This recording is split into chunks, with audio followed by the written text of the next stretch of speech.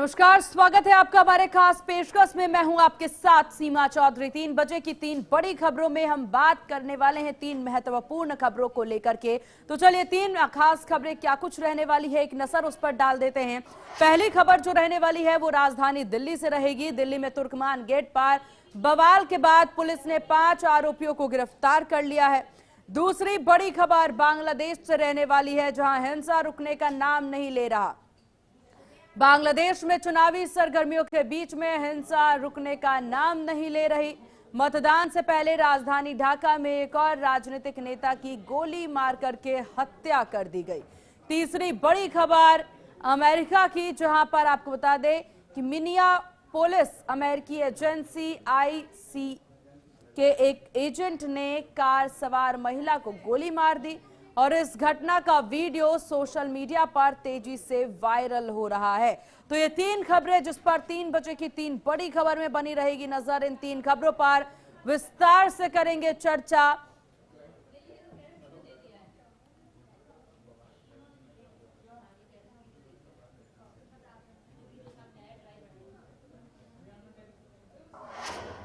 तो 3 बजे की तीनों बड़ी खबरों से रुख करेंगे, लेकिन उससे पहले यहां से सीधे आपको लुधियाना लिए चलते हैं, जहां पंजाब मुख्यमंत्री भगवंत मान क्या कुछ कह रहे हैं, सुनते हैं।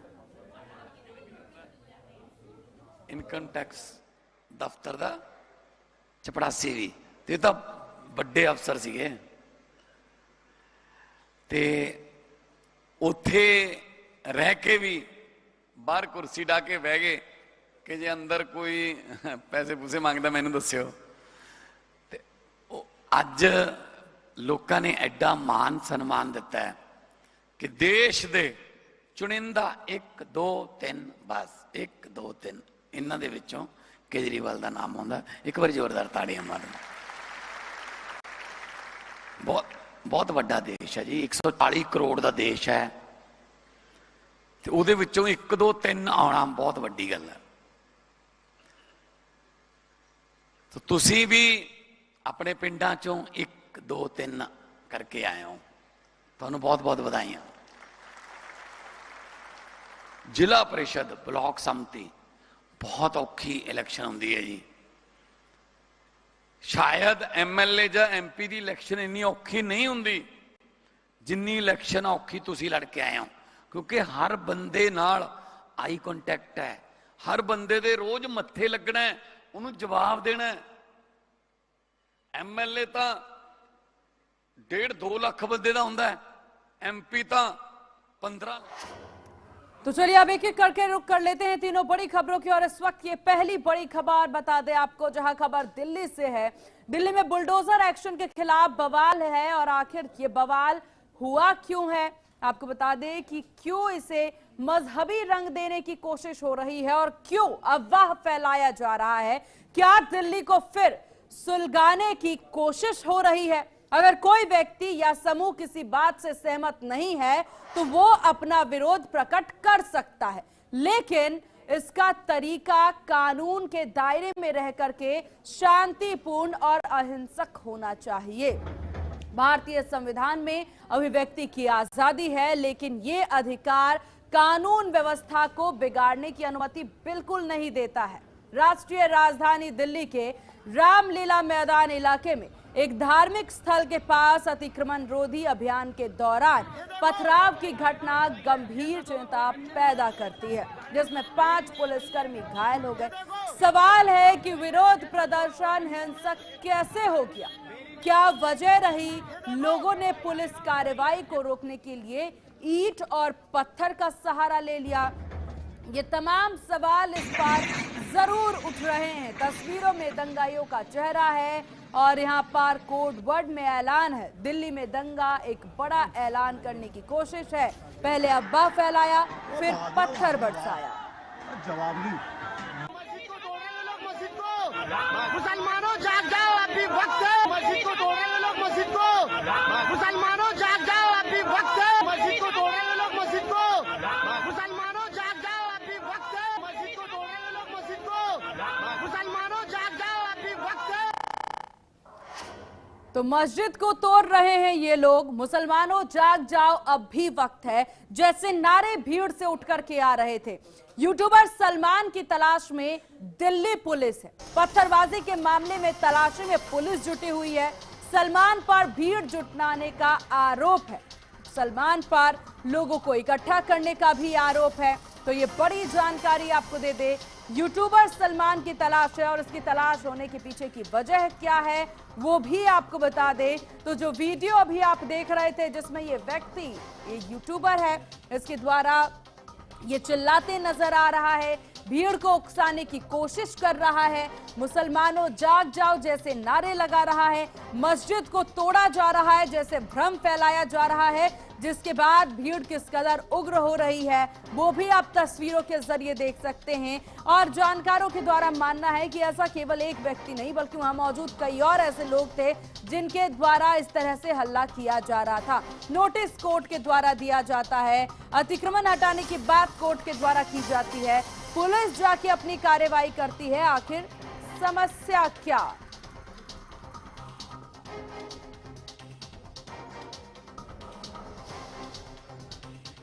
तो सलमान पर लोगों को भड़काने का आरोप है और इस विषय पर ज्यादा जानकारी के साथ ग्राउंड जीरो से हमारे सहयोगी किरण पाल हमारे साथ बने हुए हैं। किरण पाल, यूट्यूबर सलमान की तलाश कहां तक पहुंची और अभी मौजूदा स्थितियां क्या? दिल्ली पुलिस लगातार यूट्यूबर सलमान को ढूंढ रही है, साथ ही मोहम्मद आजिब और कई नाम सामने आए। दिल्ली पुलिस ने 30 लोगों की जो पहचान है वो कर ली है, जो पत्थरबाजी की वारदात को अंजाम देते हुए नजर आए थे। साथ ही मैं बता दूं आपको, पुलिस ने कल जिन्हें कोर्ट में पेश करा के 5 आरोपियों को हिरासत में लिया था और आज उनकी कोर्ट में पेशी है और उनकी न्यायिक हिरासत को बढ़ाने की मांग रखी जाएगी। साथ ही इस समय दिल्ली पुलिस की हिरासत में 10 और लोग हैं जिन्हें पहचाना गया था कि पत्थरबाजी की वारदात में वो लोग भी शामिल थे। जिस तरीके से ये सारी वीडियो आई, सीमा, मैं आपको एक बार तस्वीरों के माध्यम से दर्शकों को भी दिखा देना चाहता हूँ कि किस तरीके से ये बदली हुई जो तस्वीर है, जो अतिक्रमण था वो हटाया गया है, ना कि किसी भी प्रकार से जो मस्जिद है उस के आसपास या मस्जिद के प्रांगण में या मस्जिद को किसी भी तरीके से देख सकते हैं आप साफ तस्वीरों में, जो मस्जिद है उसकी मीनारों को या मस्जिद की दीवार को किसी प्रकार की चोट नहीं पहुंचाई गई है। और ये केवल जो कार्रवाई थी वो केवल मस्जिद के आसपास बने बारातगढ़, डिस्पेंसरी और दुकानों के लिए थी, परंतु लोगों को जिस तरीके से एक यूट्यूबर अपने 23 लाख फॉलोवर के साथ में इकट्ठा करता है, कई जो जांच के में निकल के आया कि व्हाट्सएप कॉल, व्हाट्सएप मैसेजेस के जरिए इन लोगों को इकट्ठा किया गया था।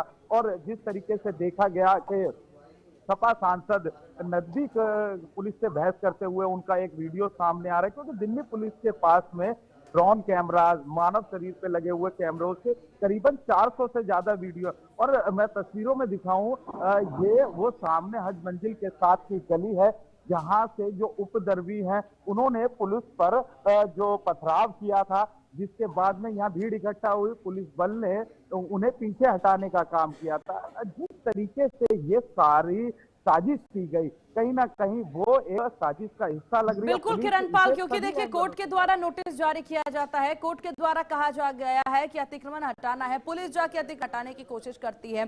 7 बुलडोजर अमूमन माने जा रहे हैं, इतने बुलडोजर का इस्तेमाल होने की बात सामने आई थी।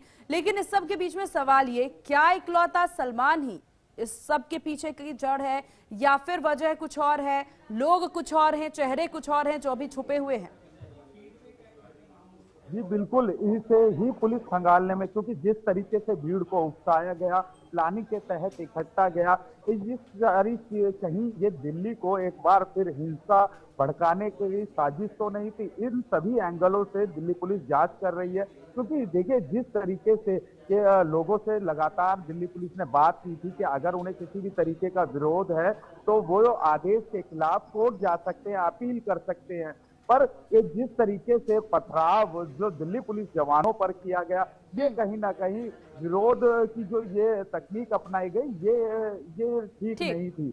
और इसी को लेकर दिल्ली पुलिस लगातार, बिल्कुल, और ये एक्शन की तस्वीरें उसके बाद नजर आप जरूर आएगी और जब तक ये पकड़े जाते हैं और देखने वाली बात होगी। आपका बहुत शुक्रिया किरण, तमाम जानकारी साझा करने के लिए। तो यहाँ रुकेंगे एक छोटे से ब्रेक के लिए, ब्रेक के बाद जल्द हाजिर होंगे और बाकी 2 बड़ी खबरों की ओर रुख करेंगे।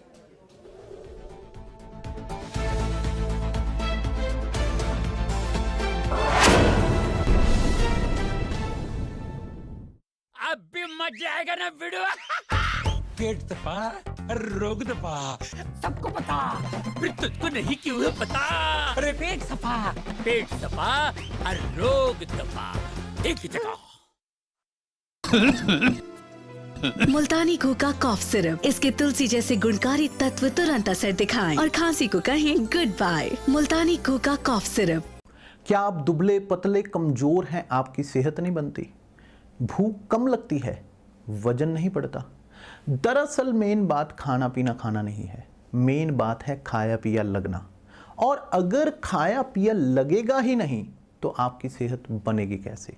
इसलिए हमारी संस्था सन्यासी आयुर्वेदा ने एक ऐसी दवा का निर्माण किया है जो कि आपके लिवर, आपके पाचन तंत्र को दुरुस्त करने का काम करती है, ताकि आप जो भी खाएं उसका पूरे का पूरा निचोड़ आपके शरीर को लगे, आपकी भूख बढ़े, खाया पिया सही से लगे, नया खून बने, हड्डियों में जान आए, वजन बढ़े और आप मोटे तगड़े खूबसूरत पर्सनैलिटी के मालिक बन जाए। सिर्फ 655 रुपए की पूरे 1 महीने की दवा होती है और आप इसे घर बैठे 011-45454545 पर फ़ोन करके दवा मंगवा सकते हैं।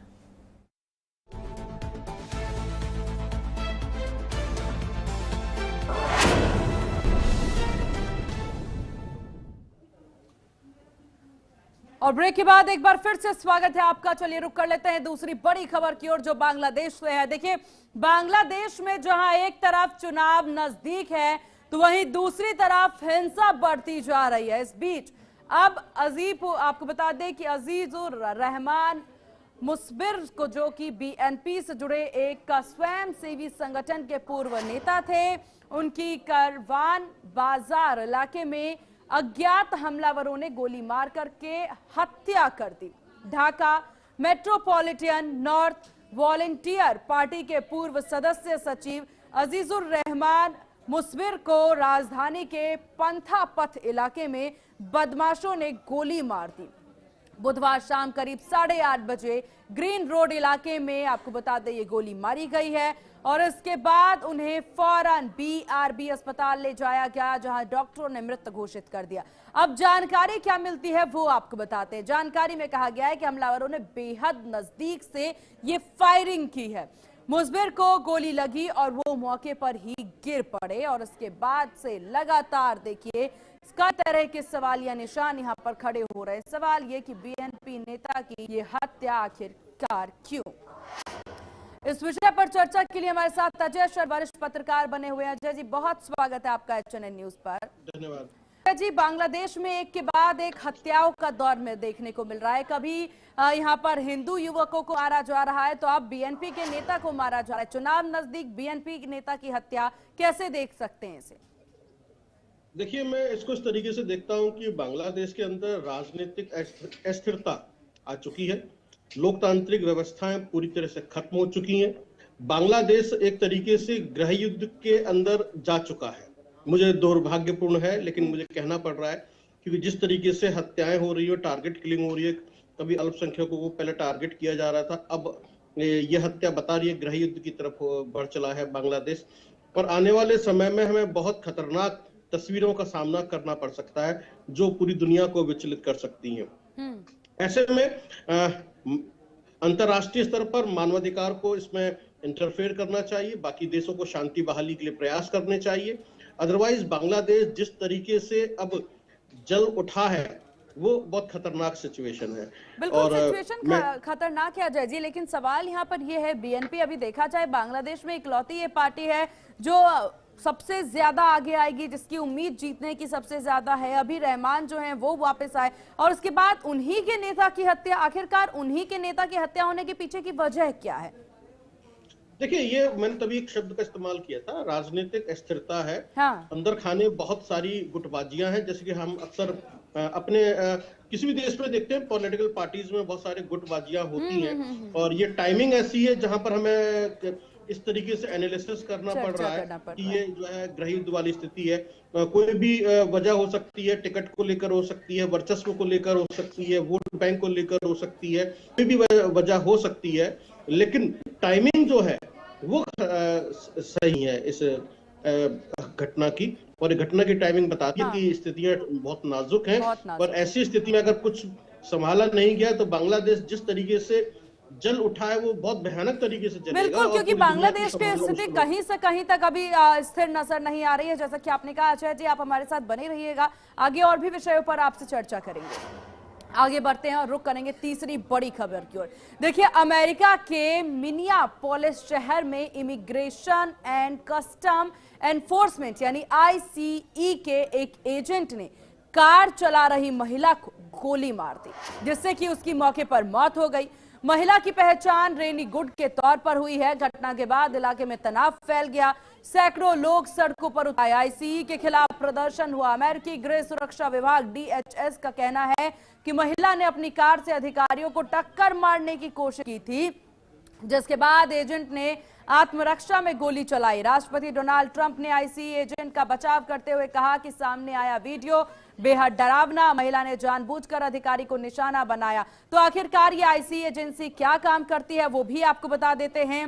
तो लगातार देखिए तस्वीरें अब नजर आ रही है जो कि बेहद ही चिंताजनक है। ICE क्या है जरा वो भी अब हम आपको ग्राफिक्स के जरिए बताएंगे कि क्या है। देखिए, अवैध प्रवासियों की गिरफ्तारी और देश से निर्वासन का काम जो है वो ICE करता है, यानी कि अमेरिका की जो ये एजेंसी है, आखिरकार इसका काम क्या है, ये एजेंसी किस प्रकार काम करती है वो हम आपको बता रहे हैं। अवैध प्रवासियों के लिए एजेंसी है, बेसिकली इमिग्रेशन के कानूनों को सख्ती से लागू करना किसका काम है? ICE का काम है। अमेरिका में ICE का जिक्र क्यों हो रहा है? क्योंकि यहां पर ICE के एक अधिकारी के द्वारा ही महिला को गोली मारी गई है। सीमा शुल्क और तस्करी अपराधों की जांच भी ICE के द्वारा किया जाता है। ICE का बचाव खुद डोनाल्ड ट्रंप के द्वारा भी किया गया और उसके बाद ये चर्चाओं का विषय बन गया है। सीमा शुल्क तस्करी अपराधों की जांच ICE के द्वारा किया जाता है। अवैध प्रवासियों को लेकर जो काम है, जो कानूनों की रक्षा है, वो ICE करता है। फर्जी दस्तावेज और मानव तस्करी रोकना ICE का काम है। तो अमेरिका में ICE की भूमिका कितनी ज्यादा महत्वपूर्ण है आप समझ सकते हैं। फर्जी दस्तावेज हो, किसी प्रकार की कोई तस्करी हो रही हो, मानव अधिकार की रक्षा करना हो, हिरासत में केंद्रों का संचालन और निगरानी जो है वो ICE का काम है। ICE की भूमिका कुल मिलाकर कानून की रक्षा से लेकर के है और यहाँ पर ICE की भूमिका को लेकर के हम जानकारी आपको दे रहे हैं। अंतर्राष्ट्रीय अपराध हो, नेटवर्क पर आपराधिक जो नेटवर्क है अंतर्राष्ट्रीय तौर पर, उस पर कार्रवाई करना, उसको लेकर के जांच टीम बिठाना, जांच करना, ICE के द्वारा वो सारे काम होते हैं। और यहाँ अंतर्राष्ट्रीय अपराध का नेटवर्क कार्रवाई जो है ICE के द्वारा किया जाता है। और इसीलिए देखिए ICE जो है वो खुद में बेहद ही महत्वपूर्ण भूमिका अमेरिका के द्वारा निभाई जाती है। चलिए, इस विषय पर चर्चा के लिए हमारे साथ अजय शर्मा जी लगातार बने हुए हैं, वरिष्ठ पत्रकार। अजय जी, यहाँ पर अब बात अमेरिका को लेकर के कर लेते हैं। अमेरिका में एक महिला को गोली मार दी जाती है ICE के एक अधिकारी के द्वारा और बचाव में खुद राष्ट्रपति उतर जाते हैं। ICE की भूमिका को अभी आपने पूरा एक्सप्लेन किया है और अमेरिका जो है सुरक्षा के मामले में किसी भी तरह का समझौता नहीं करना चाहता है। और डोनाल्ड ट्रंप ने जिस तरीके से बचाव किया उसका संदेश वही है कि हम सुरक्षा के मामलों में कोई समझौता नहीं करेंगे। और वीडियो मैंने भी देखा है और वीडियो में जिस तरीके से महिला को रोका गया, फिर वो बच के भागने की कोशिश कर रही है, गाड़ी को उसने आगे बढ़ाया और अधिकारी ने गोली चला दी। सीधा संकेत है कि हम सुरक्षा के मामलों में कोई भी कोताही नहीं बरतेंगे। यदि आप कोऑपरेट नहीं करते हैं हमारे साथ में, जांच में सहयोग नहीं करते हैं, तो जो भी हमारी एजेंसी है ICE जिसके बारे में हम बात कर रहे हैं, जो इन सभी बिंदुओं पे जांच करती है। लेकिन अजय जी, अब यहाँ पर ये जानना भी तो खास बात हो जाती है कि आखिरकार क्या इस महिला को लेकर, क्योंकि ICE का जो काम है आपराधिक गतिविधियों पर नजर बनाना और कई सारे ऐसे कानून है जिसका उल्लंघन करने पर ICE की कार्रवाई देखने को मिलती है, क्या इस महिला को लेकर के ऐसी कोई जानकारी मिल पाई है? देखिए, अभी तक तो कोई ऐसी जानकारी सामने नहीं आई है, लेकिन मुझे लगता है कि जांच चल रही होगी, कुछ न कुछ जरूर निकल के सामने आएगा। क्योंकि महिला ने भागने की कोशिश क्यों की, क्यों कोऑपरेट नहीं किया, जबकि ICE पूरे टारगेटेड अभियान चला रही थी जानकारी के मुताबिक पूरे एरिया में और सब कुछ चेक कर रही थी। बिल्कुल अजय जी, और अगर ये इस तरह का इतना जरूरी कानूनी कार्रवाई था तो लोगों का प्रदर्शन भी देखने को मिल रहा है, उसे भी अब रोका जाना चाहिए। और जो बातें अब सामने आ रही है देखने वाली बात होगी, जैसा कि आपने कहा कि जांच में ही चीजें सामने आ पाएगी। आपका बहुत शुक्रिया अजय जी, HNN न्यूज को अपना कीमती वक्त देने के लिए। और चलिए अब आगे बढ़ेंगे खबरों में और एक और महत्वपूर्ण खबर की ओर आप रुख करते हैं, जहां अमेरिका और रूस के बीच में संबंधों में फिर से नई खटास आ गई है। अमेरिका की सेना ने उत्तरी अटलांटिका और कैरेबियन में बैक टू बैक ऑपरेशन चला करके वेनेजुएला के तेल निर्यात से जुड़े 2 टैंकर जहाजों को अपने कब्जे में ले लिया है। यह कदम तब उठाया गया है जब अमेरिका वेनेजुएला के कच्चे तेल के अधिकांश निर्यात को रोकना चाहता है। कुछ अगर बातें यहां पर ध्यान दिया जाए तो और कुछ ही दिन पहले ही अमेरिका के स्पेशल फोर्सेस ने वेनेजुएला के राष्ट्रपति निकोलस मादुरो को उनके महल से उठा लिया था। ये हम सभी ने देखा था। और तो लगातार देखिए रूस और अमेरिका के बीच में अब एक बार फिर से खटास देखने को मिल रही है और ये खटास की वजह साफ है वेनेजुएला का तेल, और इसी को लेकर के ये खटास की तस्वीरें भी नजर आ रही है। अब रूस की अमेरिका को लेकर के लगातार जो है यहाँ पर कहीं ना कहीं रूस भी अपने दावे दिखाता नजर आ रहा है, अपनी ताकत दिखाता नजर आ रहा है। अमेरिका के द्वारा भी बार बार इसी को लेकर के जिक्र किया जा रहा है। देखिए परमाणु युद्ध का दावा जो है वो ट्रिगर हुआ है नॉर्थ अटलांटिका सी, जहां परमाणु युद्ध का दावा जो है वो ट्रिगर किया गया है। एम सोफिया शिप यहां पर बता दें आपको, रूस ने समंदर में ATM किलर सबमरीन उतार दी है। मेरिनेरा शिप यहां पर उतार दिया गया है। परमाणु युद्ध का दावा है ट्रिगर। ऐसा क्यों है? क्योंकि आप देखिए दोनों ही देशों ने अपने अपने यहां पर जो तस्वीरें हैं, तो अपना जो आक्रोश है वो दिखाना शुरू कर दिया है। और यहां पर अटलांटिका महासागर में अब युद्ध की आशंका इसी से बढ़ती जा रही है। अटलांटिका में रूसी टैंकर शिप पर US का कब्जा नजर आ रहा है। तो ये महत्वपूर्ण खबरें 3 बजे की 3 बड़ी खबरों में हमने रुख किया है और इसी के साथ इस खास पेशकश में बस इतना ही। बने रहिए HNN न्यूज के साथ। नमस्कार।